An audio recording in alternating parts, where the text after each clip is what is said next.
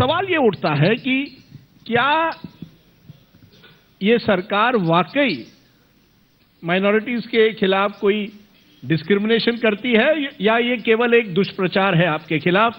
और आप बताइए पिछले 12 महीनों में कौन सी ऐसी एक चीज की है इस सरकार ने जिससे आप जनता के सामने आज कह सकते हैं कि कोई डिस्क्रिमिनेशन नहीं होता, अच्छे दिन वाकई माइनॉरिटीज के लिए भी आए हैं? क्या है वो ऐसी एक चीज? देखिए, पहली बात तो राजदीप जी, आपने खुद अपने सवाल का जवाब भी दिया अभी कि अच्छे दिन अगर मुल्क के आएंगे, देश के आएंगे, हर व्यक्ति के आएंगे तो माइनॉरिटीज के भी आएंगे। माइनॉरिटीज देश से अलग नहीं है, एक चीज। दूसरी चीज जो बात आपने पूछी कि एक काम क्या हुआ, एक काम जो सबसे बड़ा हुआ कि दिल्ली की सत्ता के गलियारे से सत्ता के दलाल और बिचौलिए गायब हुए हैं। 90%, 95% माइनॉरिटीज के डेवलपमेंट के लिए, एजुकेशन के लिए, उनके इंफ्रास्ट्रक्चर के लिए जो योजनाएं बनती थी, योजनाएं बहुत बनती थी और बनने के बाद वो जमीन पे जाते जाते बीच में लोक ली जाती थी। इन पिछले 10 सालों से कम हमने जो स्टडी की उसमें 10 सालों में ये दिखाई पड़ा।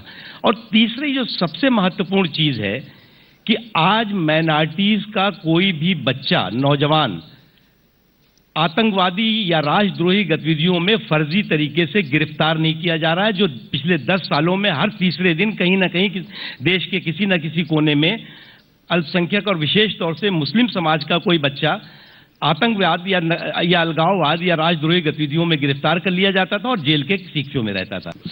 असदुद्दीन ओवैसी, जो बड़ी बात एक तरह से मुख्तार अब्बास नकवी ने छेड़ी है कि देश जब प्रगति करेगा तो माइनॉरिटीज भी करेंगे, इसमें माइनॉरिटीज मेजॉरिटी का डिवीजन क्यों करना है? क्या इस बात को लेकर असदुद्दीन ओवैसी एक तरह से अपनी राजनीतिक रोटी सीख रहे हैं? नकवी साहब ये कहते हैं कि अरेस्टिंग नहीं हुई। मैं नकवी साहब से जानना चाहता हूं कि हैदराबाद में मक्का मस्जिद बॉम्ब ब्लास्ट हुआ 18 मई 2007 को, जिसमें देवेंद्र लोकेश शर्मा गिरफ्तार किया गया और चार्जशीट में उनके नाम के साथ लिखा गया कि एक एक्स आरएसएस के विभाग प्रमुख और एक आरएसएस के मेंबर है। 12 मार्च 2014 को नकवी साहब एपी हाईकोर्ट ने बेल दिया। 90 दिन के अंदर आपको अपील करना था, उस बेल के खिलाफ एसएलपी डालना था। आपने एसएलपी नहीं आयद किया।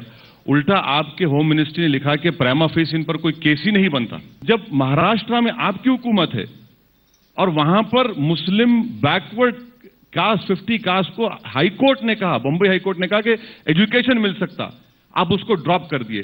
सुप्रीम कोर्ट ने कहा कि जाट को नहीं मिल सकता। आपके प्राइम मिनिस्टर, हमारे प्राइम मिनिस्टर, सबके प्राइम मिनिस्टर कहते हैं कि नहीं, मैं रिव्यू पिटीशन डालूंगा जाटों के खिलाफ। आप एम्प्लॉयमेंट की बात करते हैं, बीफ बैन लगा दिया गया, जबकि काऊ पर बैन है, हम उसके चाहते हैं कंटिन्यू हो। इससे 5 लाख मुसलमान दलित बेरोजगार हो गए। बताइए, ये तमाम चीजें आपके सामने, इसके बावजूद भी आप कहते हैं कि सब सही हो रहा है, तो मुझे ताज्जुब होता है। बीफ बैन का सवाल, क्या आप मानते हैं कि ये सही है?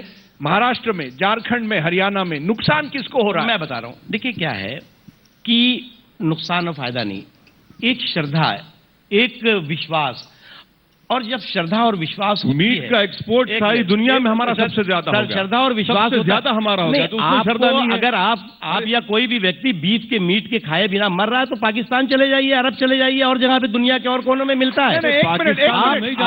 आप जो है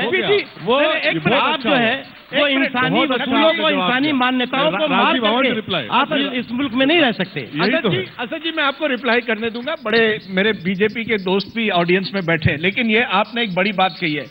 आप जो कह रहे हैं, एक तरह से कई लोग जो सुन रहे होंगे, आप उनको आज कह रहे हैं, आपके समाज के लोग, बिल्कुल मुस्लिम के जो मुस्लिम खिलाफ है। एक मिनट, नहीं सर, जो व्यवसाय करते हैं, जो बीफ का व्यवसाय, सर आप मेरे साथ चलिए देवनार के। अरे भाई, वो कोई भी हो, मैं कह रहा हूं कि अगर वो बीफ के व्यवसाय के बिना मर रहे हैं तो वो यहाँ तक जगह नहीं इस देश में उनके लिए। यानी आप ऐसे लोगों के लिए नहीं है। आप मुझे कह रहे हैं जो देवनार, जिसको गौ माता कहते हैं, एक लोग पूजा करते हैं, आप उनकी हत्या के बिना नहीं रह सकते। सर एक मिनट, मैं आपसे आपने एक बड़ी बात कही जिसके लिए मैं गंभीरता से आपसे पूछ रहा हूं जी।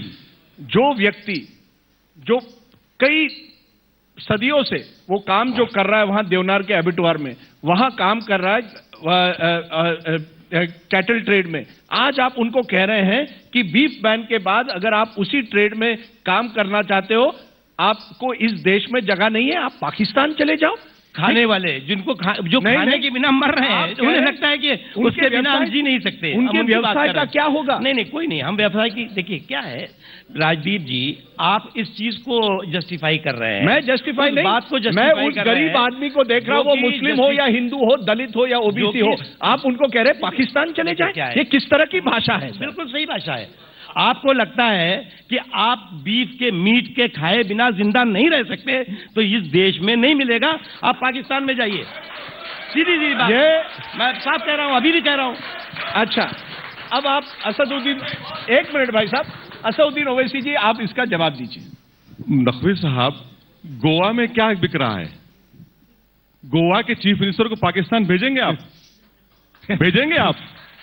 नकवी साहब, तजाद है। कहीं नहीं बिक रहा है। नहीं, आपने अरे बड़ी- आपने गोवा बड़ी- में मिलता नहीं, है। यहाँ पे अरे देखिए- नकवी साहब, देखिए, एक मिनट देखिए, सुनिए, जहाँ पर गोवा में प्रतिबंध मिलता है, जहाँ नॉर्थ पर ईस्ट में प्रतिबंध मिलता है, लोगों की मांग है। सुनिए, गोवा में आपकी गवर्नमेंट है। नहीं तो आप क्या नॉर्थ ईस्ट जस्टिफाई में करना तो आप- चाहते हैं कि सुन- सब जगह सुनिए, सुनिए, कत्लेआम हो? क्या सुनिए, होगा? हम नहीं सुनिए, नहीं, सुनिए, 5 मिनट में आपका असली चेहरा आवाम के सामने आ गया। जी। ये अच्छे दिन है नहीं कोई कि आप हमको पाकिस्तान से कोई जोड़ते, गोया- जबकि हमने जिना की देखिए- टू नेशन थ्योरी को देखिए- लात मार दिया उसको। अरे भाई, और क्या कहा था हमने? अगर सुनिए, क्या आप तीसरी गाय का बात, मीट खा सुनिए, करके इस सुनिए, देश के सुनिए, राष्ट्रवादी बनेंगे क्या? हमको- ये मुझे मैं समझ सुनिए नहीं आ मेरी रहा, बात, आप क्या बात सुनिए कर रहे मेरी, हैं? अरे सुनिए इस ना, देश का मुसलमान भी उसके खिलाफ है। राजदीप, इस देश का मुसलमान भी उसके खिलाफ है। एक मिनट सुनिए तो सही, आप इतना गुस्से में क्यों आ रहे नहीं मैं गुस्से में नहीं, जज्बाती आप क्यों कह हो रहे हैं जा ना रहे? टू अरे नेशन गोश्त थ्योरी मैं- जिन्ना नहीं, गोश्त तो मैं मैं खाता भी हूँ, जानता हूँ जज्बात में ना। आप क्यों आ रहे भाई? नहीं तो आप खाते अरे हो। आप क्यों गुस्से में आ रहे? आपको गोश्त अगर तो मैं नहीं मिल खाता रहा है हूँ। यहाँ से तो अरे गुस्सा मैं क्यों कर खाता रहे हूँ हैं? तेजाब की, आप यहाँ तो नहीं मिलेगा।